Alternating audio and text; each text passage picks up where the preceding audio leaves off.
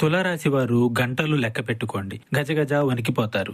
ఆదాయ మార్గం విషయంలో కావచ్చు, సంఘంలో పేరు గౌరవం విషయంలో కావచ్చు, వృత్తి వ్యాపార ఉద్యోగ విషయాల్లో కావచ్చు, ఇప్పటి వరకు పొందిన అవమానాల కన్నా ఇదే అతిపెద్ద అవమానము. కాలం గడిచిన కొద్దీ మీకు తగిలిన దెబ్బలన్నీ మర్చిపోయారు, కానీ ఇప్పుడు తగిలే ఈ దెబ్బ మీకు ఒక స్త్రీ వల్ల తగలబోతుంది. ఇప్పటి వరకు తెలిసో తెలియకో ఎన్నో తప్పులు చేశారు, అప్పుడు కూడా మీరు ఇన్ని అవమానాలు పొందలేదు.